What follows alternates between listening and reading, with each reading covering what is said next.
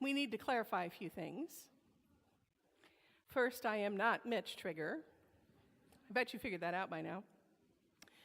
Mitch has been struggling with some kind of upper respiratory thing and kept telling me yesterday, I'm going to preach, and this morning we got up, I can't preach. Okay. Second thing I need to clarify is as you walk out the doors, those are not my boxes. They may have our names all over them, but they're not my boxes anymore. Miles and the youth left those there intentionally so that we might see what it is to be homeless and to see what they experienced last night with their homeless night. But wow, what a weekend it has been for us. Thursday, we were watching the storm closely because we needed to drive to Louisville, Kentucky. We made it fine. We left a little bit later than planned and followed the front, leaving town.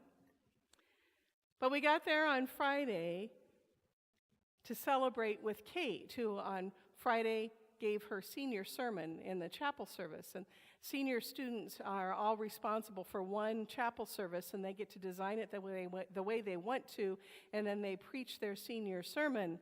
And Kate and Mitch had worked together to make all of the legal technicalities work so that Mitch and I could officiate the baptism of our grandson, Dean, during that service.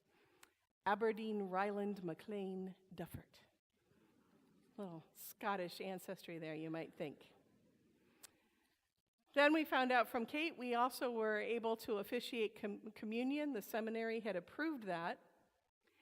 And so all in all, the service was the first time that anyone could remember when two alumni came back to their seminary to participate in a service led by their child and to baptize their grandchild.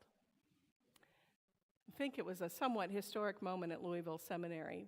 No one could remember a time when the baptismal font was used for anything other than a prop to learn how to do the sacraments. So we drove back with a lovely 8-hour drive back to Overland Park, made it back late on Friday night so that we could be up in time for yesterday's presbytery meeting in Parkville, Missouri, where we were examined and prepared for installation today at 3 o'clock. And yes, we made it through, and so we hope that you will come. Now is party time. We have done all of the loopholes and gotten over all the hurdles, and so this afternoon we will worship and give thanks to God for bringing us together in ministry and then celebrate at that reception following. So I hope that you will be there with us. But we wanted to let you know that we found yesterday's examination to be special for us in many ways.